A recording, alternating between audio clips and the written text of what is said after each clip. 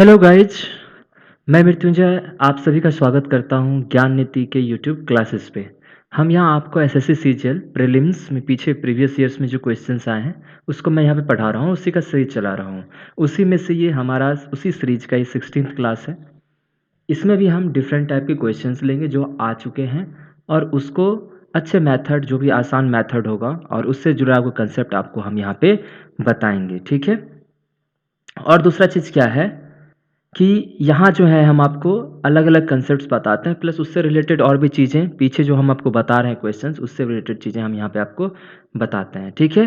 तो चलिए आज का हम अपना क्लास स्टार्ट करते हैं। अगर आपको हमारा क्लास अच्छा लगता है तो प्लीज़ ज़रूर आप लाइक कीजिएगा, और अगर आपको ये क्लास बढ़िया लग रहा है और फ्रूटफुल हो सकता है तो और दूसरे के साथ भी शेयर कीजिएगा। ओके, तो ये रहा आपके स्क्रीन के ऊपर ये वाला क्वेश्चन, ठीक है। देखिए, अब हम हर एक क्वेश्चन को पहले पढ़ेंगे अच्छे से, फिर उसको हम डिस्कस करेंगे कि वो किस तरह से बनेगा, ठीक है। अब देखिए, कह रहा है कि the income of A is 50% more than that of B. मतलब बी से इनकम जो है ना, ए का कितना परसेंट ज़्यादा है? 50% ज़्यादा है।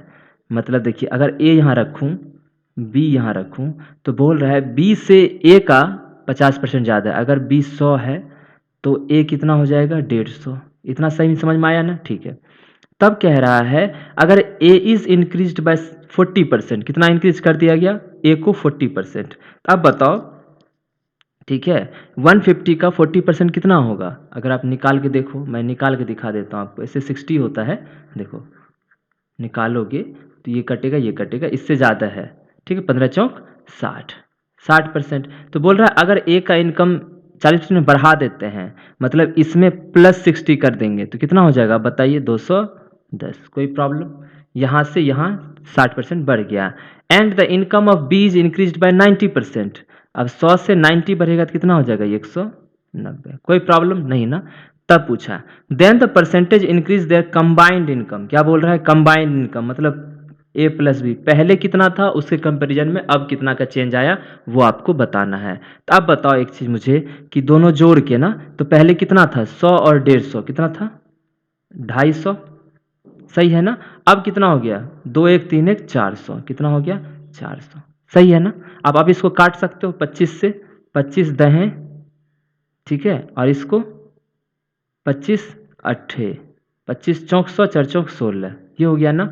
फिर 5 से, सॉरी 2 से काट, 2 पचे 10, 2 अट्ठी 16, यही बन गया। 5 से 8 हुआ है। तो अब बताओ कितना इंक्रीज हुआ है? तो अगर हम परसेंटेज इंक्रीज देखेंगे कंबाइंड वाला, तो 5 से 8 हुआ है, तो कितना का इंक्रीज हुआ? 3 का बाय कितना में? 5। पहले कितना था? 5 इंटू 100। 5 से काटोगे तो 20 12 में 20 दिया 60%।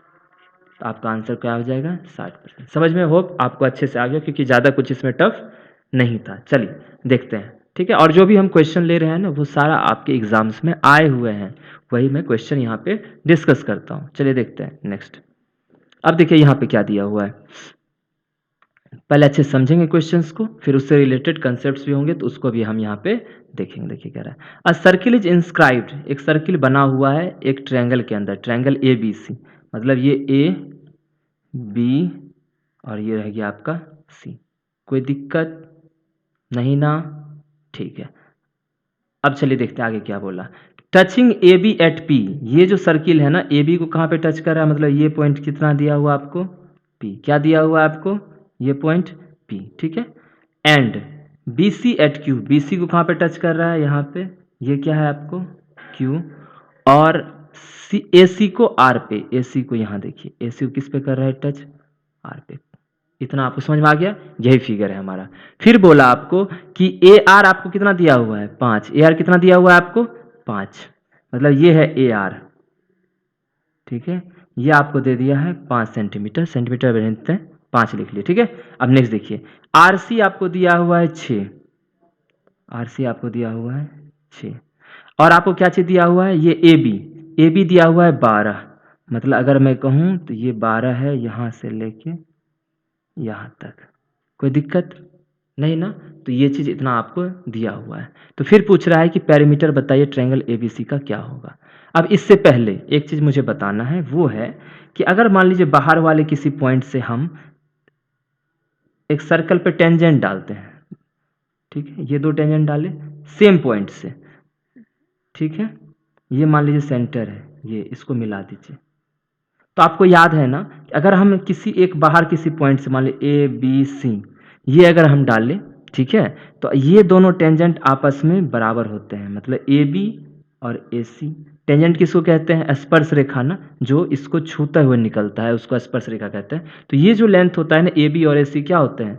दोनों आपस में बराबर। कैसे? तो ये जो यहाँ कट करता है, अगर इसको सेंटर से मिलाओगे जहाँ पे टच करता है वो 90 होगा, ये भी 90 होगा। तो ये जो होता है ना, एक ट्रायंगल ये, ठीक है, और एक ट्रायंगल ये कॉमन है हाइपोटेनस दोनों का। इस ट्रायंगल हाइपोटेनस ये है, नीचे वाले का हाइपोटेनस ये है, ये एंगल एंगल बराबर। समझ गए? तो ये क्या होता है, दोनों ट्रायंगल आरएचएस से हम इसको प्रूव कर देते हैं कि दोनों ट्रायंगल आपस में क्या है? कॉन्ग्रुएंट है। क्या है? कॉन्ग्रुएंट है। समझ गए? मतलब होता है हिंदी में सर्वांग सम। ये दोनों सर्वांग सम है। जब सर्वांग सम हो जाता है तो सारा कुछ बराबर हो जाता है। रेडियस रेडियस बराबर, ये तो पहले से था, तो इसी कारण हाइपोटेनस भी आपस में बराबर हो जाता है। हाइपोटेनस दोनों का बराबर ही है, तो ये साइड आपस में बराबर होगा, मतलब ए बी बराबर ए सी होता है। मतलब आपको याद रखना है कि अगर बाहर किसी पॉइंट से दो साइड हम जो टेंजेंट ड्रॉ करते हैं सेम सर्किल पे, तो दोनों टेंजेंट आपस में बराबर होते हैं। अब देखिए, यही चीज़ आपको यहाँ नहीं दिख रहा है। देखिए, ये एक पॉइंट है, ठीक है, यहाँ से ये सी आर और सी क्यू दोनों इस सर्कल पे सेम टेंजेंट है। तो आप बताओ, अगर ये 6 है तो ये भी कितना हो जाएगा? 6। मतलब सी क्यू आपका कितना हो गया? 6। समझ में आ गया ना? अब यहाँ से भी देखो, ए से भी सर्किल पे 2 टेंजेंट है, ए आर और ए पी, दोनों आपस में क्या होंगे? बराबर। ये 5 है तो ये भी क्या हो जाएगा? 5। क्लियर? अब बताओ, ये पूरा दिया हुआ आपको 12 है, ये 5 दे दिया तो आपको बीपी कितना हो जाएगा? 7। कितना हो जाएगा? 7। सही है ना? अब देखिए, ये बी से भी तो दोनों टेंजेंट सेम है ना, पी बी बराबर बी क्यू होगा, तो ये अगर 7 है तो ये भी कितना हो जाएगा? 7। अब तो आप बता ही सकते हो, ठीक है। पैरामीटर कितना हो जाएगा? अगर मैं पैरामीटर कहूँ तो ट्रायंगल ए बी सी का बताइए कितना हो जाएगा। तब देखिए यहाँ पे ए बी सी पे, ठीक है, तो 2 5 है, 2 6 है और 2 7 है, तो मतलब 2 के अंदर 5 प्लस 6 प्लस 7, तो 6 5 11 7 18, 2 गुने 18 सेंटीमीटर, मतलब 36 सेंटीमीटर। समझ गए ना? तो यहाँ पे कंसेप्ट आपको यही समझना है। क्लियर? कोई प्रॉब्लम नहीं ना?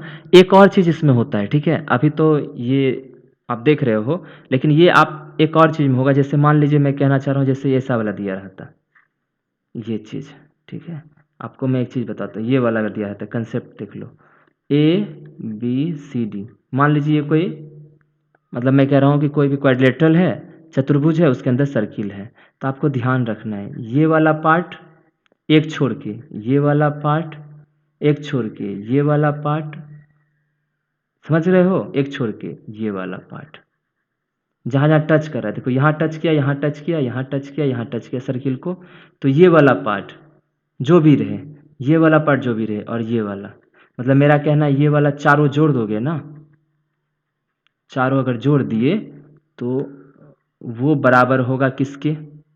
देखो, यहाँ वाला पार्ट, यहाँ वाला पार्ट मैं लिखना नहीं चाह रहा, इसलिए मैं इसे बता रहा हूँ आपको, ये वाला पार्ट और ये वाला पार्ट, तो ये आपस में दोनों बराबर होंगे इसके, मतलब समझ में आया?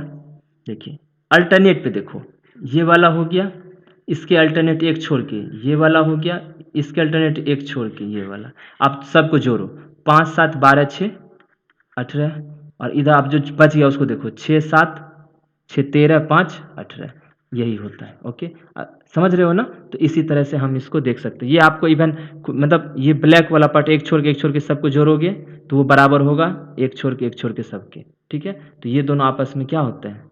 बराबर होते हैं। क्लियर? ये आपको हेक्सागोन में भी पूछा जा सकता है ऐसे करके, ठीक है। फिर वहाँ भी आप एक छोड़ के देखना, ये इसको छोड़ के ये, इसको छोड़ के ये, इसको छोड़ के ये वाला, इसको छोड़ के ये वाला, ऐसे करके।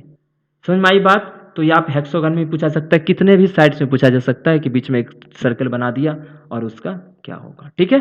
तो होप आपको अच्छे से ये बात समझ में आ गई होगी, ठीक है। तो चलें अब नेक्स्ट क्वेश्चन की तरफ। ये देखो, अब ये वाला क्वेश्चन हम पहले भी कर चुके हैं। इसमें आपको हम बताए हैं कि आपको एक फॉर्मूला जो आपको ध्यान रखना है वो क्या मैंने बताया था, एक मिनट। हाँ, देखिए मैंने क्या बताया था कि A cube minus B cube बराबर क्या होता है, ए माइनस बी और into A square plus A B plus B square. और एक और आप यहाँ ध्यान ही रख लो, A cube minus B cube क्या हो, sorry A cube plus B cube A plus B into A square minus A B plus B square. मतलब अगर यहाँ माइनस है तो यहाँ माइनस होगा, यहाँ प्लस है तो प्लस होगा, लेकिन अंदर में क्या होगा, इसका अपोजिट होगा, माइनस है तो प्लस और प्लस है तो माइनस। टू ए बी नहीं है, ए बी है, इसका ध्यान रखिएगा, ठीक है। तो इसी फॉर्मूला पे ये पुट हो रहा है, और जितना आएगा इसको डिवाइड करने के बाद उसको इससे हम क्या करेंगे, कंपेयर करेंगे। एक बात बताओ, ये नहीं आपको 2x का क्यूब दिख रहा है, सॉरी एक मिनट, ठीक है आपको शो हो रहा है ना, दिख रहा है ना, ठीक है चलिए देखते हैं। 2x का क्यूब ये नहीं लग रहा है आपको, ठीक है, और ये किसका क्यूब है बताइए, 3y का क्यूब है। तो ए क्यूब माइनस बी क्यूब है, एक मिनट,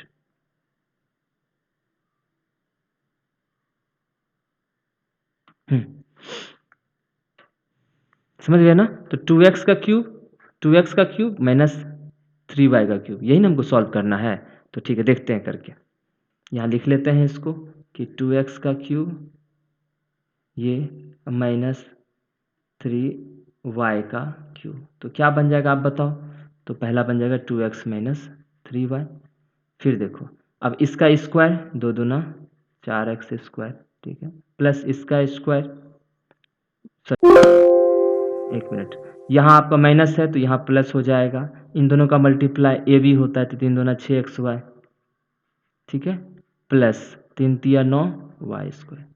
यही बन गया ना, कोई दिक्कत नहीं ना। तो अब देखो इतना में भाग देना है हमको किससे, देखो यहाँ पे 2x माइनस 3y से, ये तो कट ही जाएगा जब इस इधर भी भाग देंगे तो 2x माइनस 3y से, ये कट गया, लेकिन ये किसके बराबर है, इसके बराबर है। देखो ये किसके बराबर है, ए एक्स स्क्वायर के प्लस बी एक्स वाई के प्लस सी वाई स्क्वायर के। अगर यहाँ से मैं देखूँ तो ए मेरा कितना आ गया 4, बी मेरा कितना आ गया 6, सी मेरा कितना आ गया 9, ए बी तीनों आ गया। आपको पूछा क्या है 2a plus B minus C, 2a 2 into 4 plus B 6 minus C 9, 4 दूना 8 6 14 में से 9 गया 5, ये कहाँ है आपका आंसर, ये वाला। समझ में आया ना अच्छे से।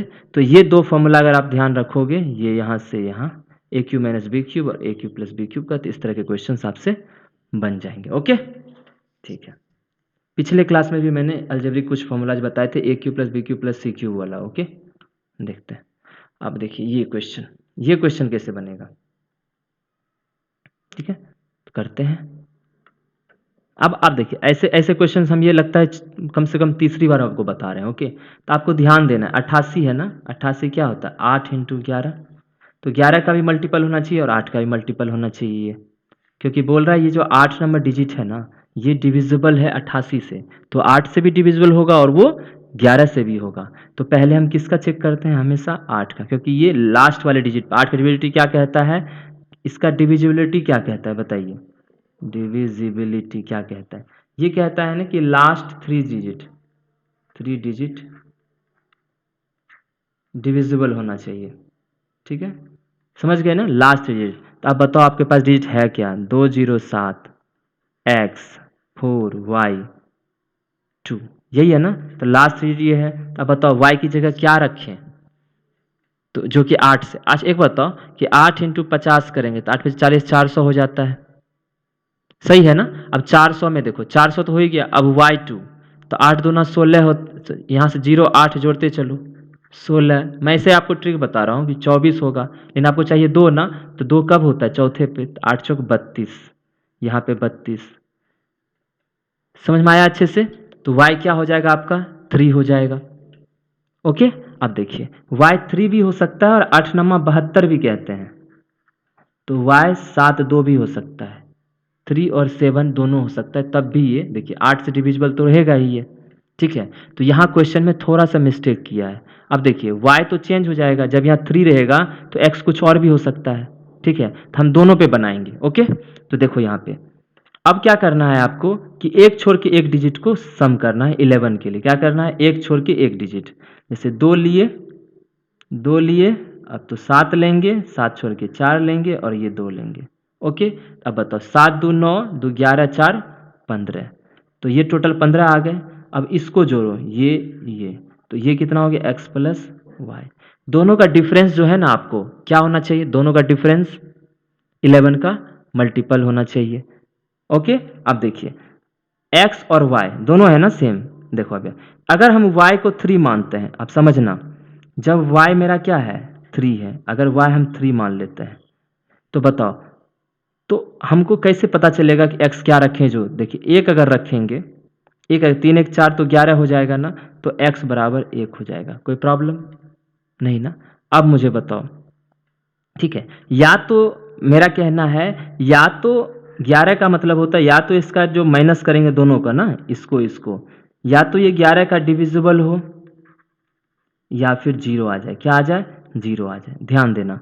अब मैं कह रहा हूँ कि y अगर मैं 7 ले लेता हूँ, कितना ले लेता हूँ? y 7। एक बार 3 लिया, अब 7 ले रहा हूँ, तो y 7 अगर यहाँ ले लिया, तो अब बताओ 7 में क्या जोड़ेंगे? ऐसा कौन सा यूनिट डिजिट है जो कि 15 में घटने के बाद वो मिल जाएगा मुझे? तो आप जान रहे हो, अगर एक भी रखेंगे तो भी नहीं, 2 3 4 5 नहीं, अगर 8 रख देते हो तो 0 बन जाएगा, तो मेरा x बराबर क्या आ जाएगा? 8। तो इस वजह से इसका 2 आंसर आएगा, लेकिन यहाँ क्वेश्चन में नहीं बोला, या तो मिनिमम बोलता या मैक्सिमम बोलता। ओके, मिनिमम या फिर मैक्सिमम। तो अगर देखोगे, आप देखो 4 into X plus 3 into Y, तो 4 इकाई 4 3 3 9 4 13 आ गया। लेकिन वाई 7 पुट करो और एक्स 4 इंटू 8 प्लस 3 इंटू 7, ये नहीं हो जाएगा? 4x plus 3y। ठीक है, 8 चौक 32 और 7 21, 32 और 21 कितना हो जाएगा? 53। अगर मिनिमम बोलता आंसर तो 13 होता, मैक्सिमम बोलेगा तो आपका क्या हो जाएगा? 53 हो जाएगा। ये क्वेश्चन समझ में आया? तो यहाँ क्वेश्चन में ही थोड़ा सा प्रॉब्लम था। ठीक है, देन द वैल्यू ऑफ, ये तो बोला, लेकिन y जो है ना, आपको वही लेना पड़ेगा, क्योंकि 32 भी होता है और 72 दोनों तो डिविजिबल होता है ना। तो अगर दोनों वहाँ रखेंगे तो क्या पॉसिबल है? क्लियर ना? ठीक है, अब देखिए एक और चीज़। अब ये क्वेश्चन आप इसको क्या कीजिए, अपने में लिख लीजिए। कल हम इसको अगला क्वेश्चन जो है अगले क्वेश्चन ग्रुप में यहीं से हम पढ़ाना चालू करेंगे।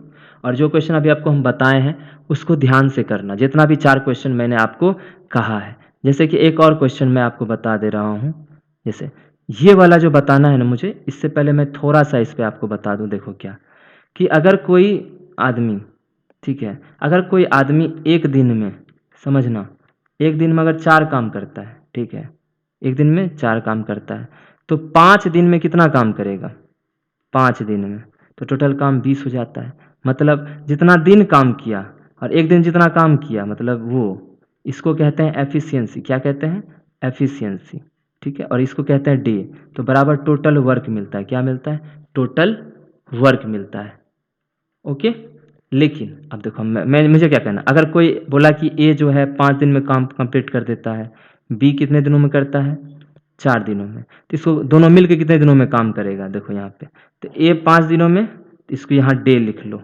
ओके, ऐसे जस्ट जिसको नहीं आता है बेसिक्स, नहीं तो आप इसको बंद भी कर सकते हैं वीडियो को। 4, ठीक है, ये बी हो गया। ओके, इस दोनों का आप एलसीएम ले लो। तो आज के लिए इतना ही, ठीक है, हम इसको हम अगले दिन बताएंगे।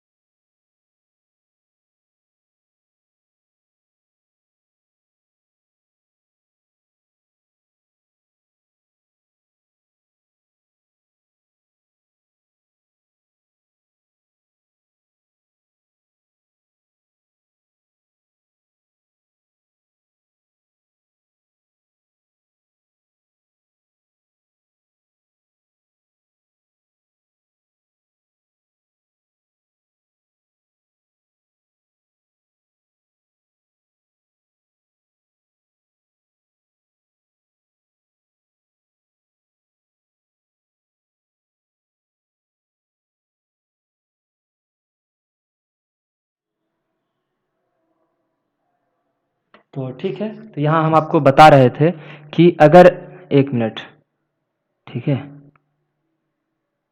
हाँ, तो ये अगर 5 और 4 दिन करते हैं तो ये 20 दिन हो गया, ठीक है?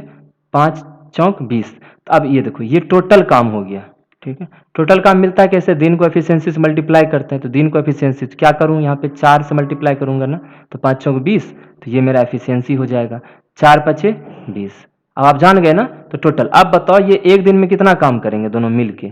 तो 5 4 9 काम, क्योंकि एक दिन में एफिशिएंसी क्या करता है, एक दिन में कितना काम करता है? तो एक दिन में बी एक 4 काम करता है, सॉरी ए 4 काम करता है, बी 5 काम करता है, एक दिन में दोनों मिलके 9 काम करते हैं, टोटल काम इतना है। तो अगर पूछा जाएगा कि दोनों मिलकर कितने दिनों में काम करेंगे, तो वो हो जाएगा आपका 20/9, इतने डेज में। समझ में आ गया ना अच्छे से? ठीक है, अभी कुछ प्रॉब्लम आ गया था टेक्निकल, इसलिए। तो हम मिलते हैं नेक्स्ट क्लास में, ठीक है? अगर आज का